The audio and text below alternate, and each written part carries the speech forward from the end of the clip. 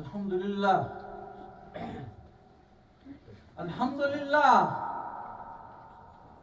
Alhamdulillah الذي وهب لنا ليلة القدر هي خير من 1000 شهر وأفضل أفراد الزمان وشرع لنا الاعتكاف في بيوت الرحمن وأشهد أن لا إله إلا الله وحده لا شريك له وأشهد أن سيدنا ومولانا محمدا عبده ورسوله أهل البوادي والعمران صلى الله عليه وعلى آله وأصحابه سادات أهل الإيمان والإرفان. All praise belongs to Allah, who has granted us Laylatul Qadr, which is more excellent than 1,000 months and is the most virtuous of all spans of time. And for this time, He prescribed for us the i'tikaf, the seclusion in the houses of Allah, the Merciful One. I bear witness that there is none deserving of worship except Allah, without any partner or associate. And I bear witness that our master and leader, Muhammad sallallahu alaihi wasallam, is his servant and messenger, the master of those residing in the countryside and in the towns. May Allah's salutations and blessings be upon him and his family, as well as his companions, who were the masters among men of faith and knowledge. My dear brothers and sisters in Islam, we are nearing the last 10 days of Ramadan. This is the time for i'tikaf or seclusion in the masjid, and this is the time for seeking Laylatul Qadr, or the night of power, so as to gain reward and the pleasure of Allah. And with regard to these two, the Quran and Hadith have adequately expounded their virtues. Rasulullah sallallahu alayhi wasallam has said, for the person who does i'tikaf, he refrains from sins, and good deeds are recorded in his favor as a person who does all types of good deeds. Ibn Majah, narrated by Ibn Abbas radiyallahu ta'ala anhu. وقال عليه الصلاة والسلام في المعتكف هو يعتكف الذنوب ويجري له من الحسنات كعامل الحسنات كلها. And Allah Ta'ala says, أعوذ بالله من الشيطان الرجيم بسم الله الرحمن الرحيم ولا تباشروهن وأنتم عاكفون في المساجد. Do not associate with your wives while you are in i'tikaf in the masajid. With respect to the reward of doing the sunnah i'tikaf of the last 10 days of Ramadan. Now, let me explain to you. There is a sunnah i'tikaf of the last 10 days of Ramadan. Whether it's 9 days or 10 days, doesn't matter. When the Ramadan ends, it ends, the i'tikaf. Okay. It could be 9 days or it could be 10 days. You can do i'tikaf, which is enough nafal i'tikaf. You can do it for 1 day, 2 days, 3 days, depending on how much you want to do it. Or even when you enter the masjid, as long as you are in the masjid, you will get the reward for i'tikaf if you make the niyyah for i'tikaf. See? So you just have to make the niyyah. that I will be in itikaf while I'm in masjid. So as long as you remain in the masjid, you're gonna get. If you come for Isha prayer and then stay here for Taraweeh and everything, if you are the niyyah of the itikaf, you get the niyyah. So that is the optional itikaf, which is nafil itikaf. You can do it for a short period of time, and there are no restrictions for that. Whereas the 10 days of Sunnah itikaf, which Rasulullah Sallam did when he moved to Medina, he did 10 days for every year until he passed away. So, that's 10 days, then there are restrictions for those itikaf. If anybody wants to do it, in the masjid, it has to be done in the masjid. For women can do it in the house. If there is a place where they pray, they can remain most of the time in that place and they can do the itikaf in their house. But for men, it has to be done in the masjid. So this 10 days of itikaf has some regulations, means, you're allowed to talk, but don't talk about dunya, only about deen, or read Quran, or do all other ibadahs and everything while you are in itikaf. You can eat or sleep in the masjid while you are in itikaf. By the way, people who don't have the niyyah for itikaf, they are not allowed to eat in the masjid. If you want to eat in the masjid, then you have to make the niyyah for itikaf. Even eating, sleeping, whatever you do, those things are only for mu'takifin. So anyway, I'm not going to go more into details about the rules of itikaf. Anybody is interested, they can come and ask me, and there will be, as far as possible, you, as I said, you stay within a confined place, or the masjid, the whole masjid is a confined place for you, for a mu'takif. With respect to the reward of doing the Sunnah itikaf, of the last 10 days of Ramadan, Rasulullah Sallallahu Alaihi Wasallam has said, itikaf of the last 10 days of Ramadan has the reward which equals 2 Hajj and 2 Umrah. This hadith is in Bayhaqi. قال رسول الله صلى الله عليه وسلم اعتكاف عشر في رمضان كحجتين وعمرتين رواه البيهقي. According to Hafiz ibn Qayyim, the main purpose of itikaf is to disconnect yourself, especially your heart, from the world affairs, and to establish connection with Allah in such a way that your thinking and actions reflect His worship and remembrance, resulting in the love for Allah, as opposed to the love of this world. This experience will be useful in the grave. Everybody has to go in the grave. We will be over there in itikaf all the time.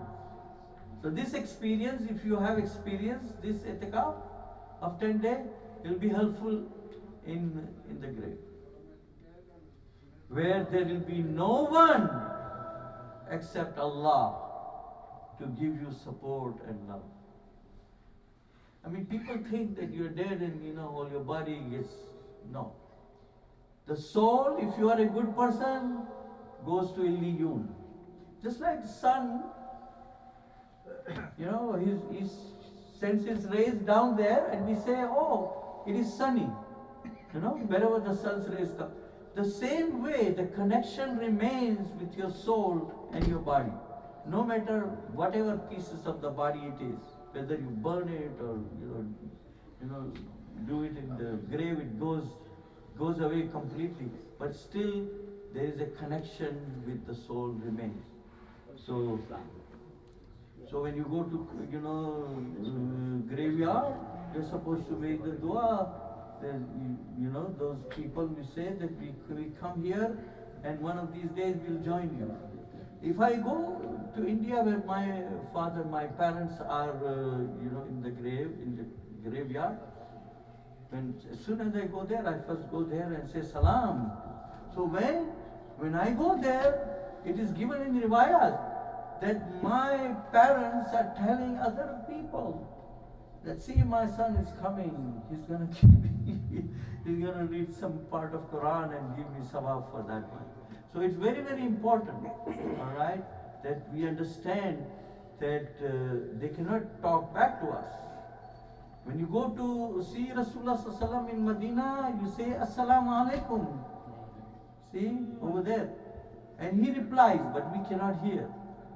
If anybody tells you, give my salams to Rasulullah Sallallahu Alaihi Wasallam, if you don't remember their name, you should say that whoever has asked me to give salam to you, I am giving their salam to you. It becomes your responsibility. All right? If you give it by name, it's okay. There's not too much time over there. They will push you around, over there. But you are supposed to. And we know that the person who is in the grave can hear whatever we do. And especially when you have sawab jariyah, if you have given donation for the mosque or any other things which comes back to you, or if you, the child of a person who passed away, whatever they do, good deeds, their sawab keeps on going to their parents. So the example of a person in i'tikaf is like someone who sits at the doorstep of a generous Lord to get his need fulfilled. We say, chaukat pe aage baith gaye. That's it. We are sitting at the doorstep of Allah in the mosque. Mosque is Allah's house. So when you are in i'tikaf, you are sitting at the doorstep of Allah and asking Allah, and He cannot let you go away without getting your needs fulfilled. There is no one more generous than Allah. And if anyone sits at his doorstep to get his need fulfilled, He will undoubtedly reward this person without any bound. Every act of a person in i'tikaf is considered worship, including the sleep. Also, it is counted as closeness to Allah. There is a hadith Qudsi in which Allah says, whoever comes close to me, one hand, I come close to him, two hands. And if he comes towards me slowly, I come towards him faster. Besides, one is like a guest in Allah's house. Masjid is Allah's house.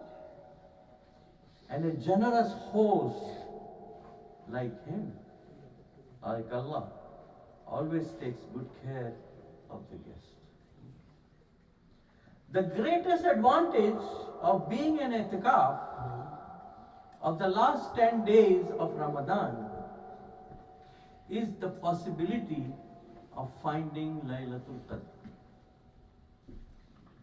Rasulullah sallallahu alayhi wasallam has said, the month of Ramadan, contains one night which is better than 1,000 months, and whoever is deprived of its blessings has been deprived of all good. This hadith is in Ahmed and Nasai. Although it is not exactly known when Laylatul Qadr comes, it is most likely expected in Ramadan, and according to many riwayas, it most probably comes in the last 10 days of Ramadan. That is the reason Rasulullah Sallallahu Alaihi Wasallam used to do the i'tikaf during the last 10 days, and he used to recommend to the Sahaba to do the same. قال عليه الصلاة والسلام تحروا ليلة القدر في العشر الأواخر من رمضان. This hadith is in Sahih Bukhari. According to the Quran, Laylatul Qadr is better than 1,000 months. See? We read, إِنَّ إِنَّا أَنزَلْنَاهُ فِي لَيْلَةِ الْقَدْرِ لَيْلَةُ الْقَدْرِ خَيْرٌ مِنْ أَلْفِ شَهْرٍ 1,000 months. It is roughly equal to 83 years and 4 months, or an average lifespan of an individual. As if you did your life, you did the ibadah.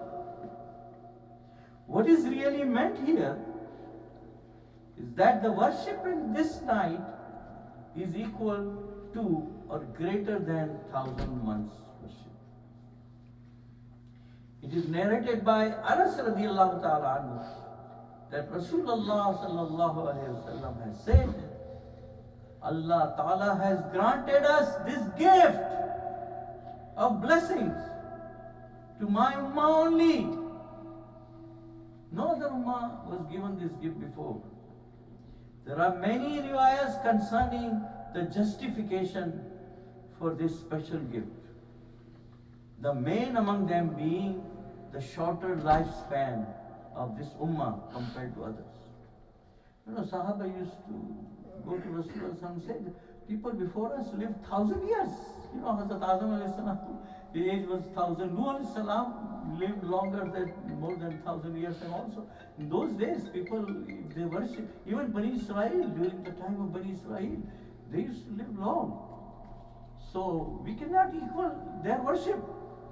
Some people in Bani Israel, they used to fast whole day and do the ibadah whole night. So how can we equal that? So Rasulullah was given this. And this is not just for once in life, this is for every year, as long as you live. And that you can keep on seeing. You know, just imagine like this.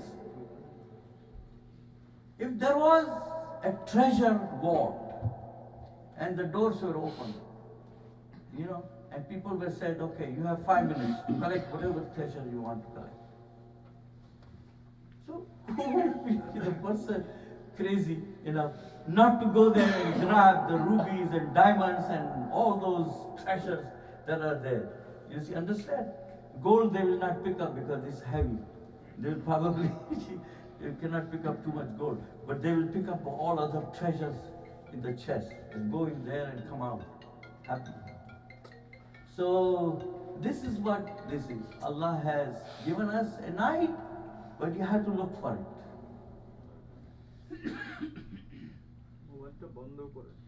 Although Surah Al-Qadr of the Quran sufficiently describes the virtues of the Laylatul Qadr, Rasulullah sallallahu alaihi wasallam has added to its importance through his sayings. عن أبي هريرة رضي الله تعالى عنه قال قال رسول الله صلى الله عليه وسلم من قام ليلة القدر إيمانا واحتسابا غفر له ما تقدم من ذنبه رواه البخاري ومسلم. This is the most authentic hadith. Abu Hurairah radiallahu ta'ala anhu narrated that Rasulullah sallallahu alaihi wasallam said, whoever stands in prayer on the night of Laylatul Qadr with faith and the intention of gaining reward, for him will be forgiven all his past sins. You know, you don't have to stand up whole night. You come for Taraweeh, that is Qiyamul Layl. You are standing, you are doing Taraweeh. You pray Isha with the Jamaat. But there is another riwayah, you know, the scholars have said that if you read the Isha with the Jamaat and then you came for Fajr prayer and did the Fajr prayer, the hadith says, in the hadith it comes that as if you did the whole night, you know, worship. So if you did even 2 rakat, you know, that 2 rakat, imagine you have done, it's a value of 83, more than 1,000 months of worship of that 2 rakat. Some of the people are now suggesting you get it in, you know, things are going around, and I get in one, somebody sent me in WhatsApp also, that, you know, in the last 10 days of Ramadan, you should give $1, you know, put as a donation. That will be like you have donated for 1,000 months. Every day you do, And every day you pray two rakat. You don't know when the Laylatul Qadr is, so you will be able to get the sawab for that one. And Anas radiallahu ta'ala anhu, qala Rasulullah sallallahu alayhi wa sallam, إذا كان ليلة القدر نزل جبريل في كبكبة من الملائكة يصلون على كل عبد قائم أو قائد يذكر الله عز وجل. This hadith is in Bayhaqi. Anas radiallahu ta'ala anhu narrated that Rasulullah sallallahu alayhi wa sallam said, when it is the night of Laylatul Qadr, Jibreel alayhi salam descends with a group of angels and they make dua for every person standing or sitting in the remembrance of Allah. Ibn Abbas radiallahu ta'ala anhu has narrated a hadith in which Jibreel alayhi salam dispatches the angels to different places who enter every house except the ones with dogs or pigs or where pictures of people are displayed. If you have pictures, yeah, keep them in album and places like that, but don't display them in the house, like that. So not enter. Even the angels don't enter the house where there are dogs and pictures in the house which is hanging of the people. Now, as well as where the people, pictures of people are displayed, as well as those unclean houses due to shameful deeds, etc. The angels shake hands with the believers and make dua for them for their well-being in this world and in the hereafter. My dear brothers and sisters in Islam, in this world, a deprived person is someone who lets go of the opportunity to gather wealth while sitting idly by. But according to Rasulullah sallallahu alaihi wasallam, a really deprived person, an unfortunate person, is the one who lets go of the best time for collecting good deeds. That is Ramadan. The whole Ramadan, you're collecting good deeds. There is a hadith here on Anas radiallahu ta'ala anhu. قال دخل رمضان فقال رسول الله صلى الله عليه وسلم إن هذا الشهر قد حضركم فيه ليلة خير من ألف شهر من حرمها فقد حرم الخير كله ولا يحرم خيرها إلا محروم.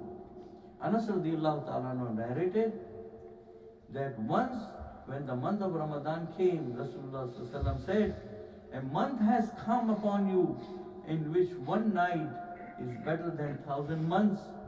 So whoever is deprived of this night, is deprived of this night, is deprived of all the goods, and only the deprived and the unfortunate one is deprived of its blessings. This hadith is in Ibn Majah. Sayyid bin Musayyib radiallahu ta'ala anhu says, the person who is present on the night of Laylatul Qadr in congregation for Salah has definitely taken his share of his blessing. Like I said, if you come here for the Taraweeh Isha prayer, Jamaat, and also do the Jamaat with the Fajr, it is as if the view of this great man is an interpretation of the Hadith. The one who is deprived of its goodness is indeed a deprived one. Thus he means that a person who is present on this night in prayer is not a deprived person. My dear brothers and sisters in Islam, let us now consider the reason why Laylatul Qadr is hidden in the last 10 days or the whole of Ramadan, or even according to some riwayas in the whole year. According to a hadith in Bukhari, it is because of a fight between two believers. They were arguing. It becomes the cause of deprivation of Allah's blessing. If we keep good relation with each other, we become brothers and sisters, and we are united. This is what Allah expects us to be. Be one ummah. These examples are given like this ummah is like one body only. If the head hurts, the whole body hurts. So we have to be united. We have to be together. We do not fight with each other.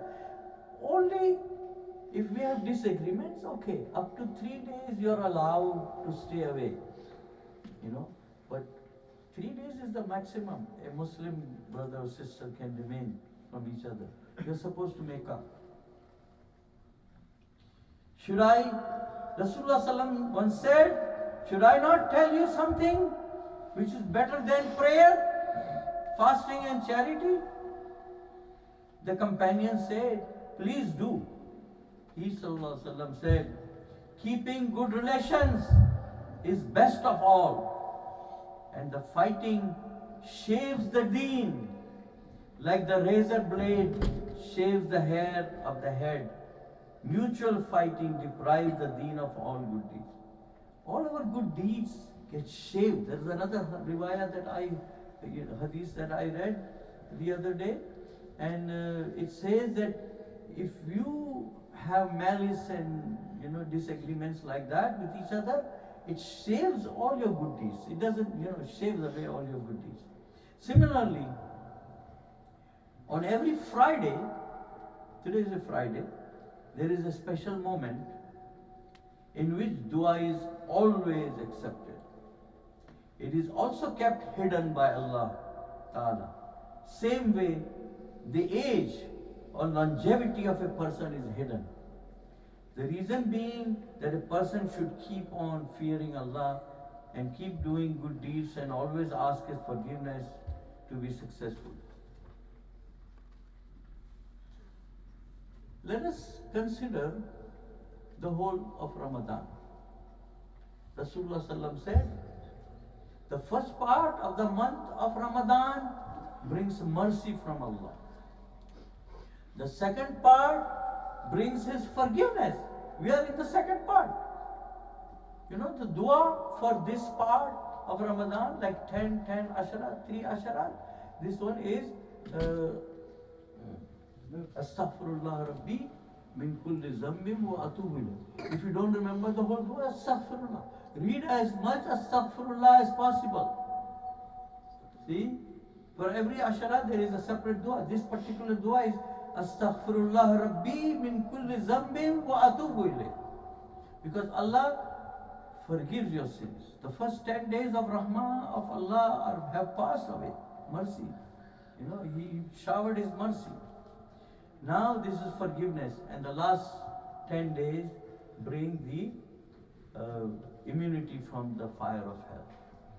He Sallallahu Alaihi Wasallam has also said to the effect that Allah Ta'ala said, may his nose be covered in dust. It's like a shame. What it means is, when somebody's nose should be covered in dust, they should rub their nose on the dust, means they should be ashamed of themselves. This is a hadith. Who is lucky enough to be in the month of Ramadan, and by observing the fast and doing extra prayers, does not get himself forgiven by Allah. This is an opportunity. Every year it comes opportunity. People wait for the Ramadan to come. If they are lucky, they get Ramadan. And by doing extra prayers, they can get forgiven by Allah. Every night of Ramadan, Allah forgives scores of people. Let's hope we are one of those. My dear brothers and sisters in Islam, let us seize this opportunity which has fallen into our lap to repent from our sins and ask for divine favors by sincere effort to fast and do extra prayers in order to qualify for Allah's mercy. Let us turn ourselves to our Lord and give up our lives of the slaves who have run away from their master. Allah Ta'ala has opened the gates of His treasures in this blessed month. He forgives scores of souls each day of this month and gives generously to all who obey His commandments. Let us not miss this great opportunity of receiving Allah's gift of mercy and forgiveness. And Allah Ta'ala says in the Holy Quran, وَإِذَا سَأَلَكَ عِبَادِي عَنِّي فَإِنِّي قَرِيبٌ أُجِيبُ دَعْوَةَ الدَّاعِ إِذَا دَعَانِ فَلْيَسْتَجِيبُوا لِي وَلْيُؤْمِنُوا بِي لَعَلَّهُمْ يَرْشُدُونَ. Surah Baqarah, ayah number 186. When my servants ask you concerning me, I am indeed close to them. I listen to the prayer of every suppliant, means the caller, when he calls on me. Let them also with a will listen to my call and believe in me, that they may walk in the right way. And Rasulullah Sallam said, Man fataha lahu babun min al-khair falyantahizhu fa innahu la yadri mata yulakan. Take advantage of a good opportunity when the door opens, for you never know when it will close again. May Allah give us the tawfiq to be His obedient servants and be lucky enough to take advantage of the month of Ramadan, Itikaf and Laylatul Qadr. Ameen.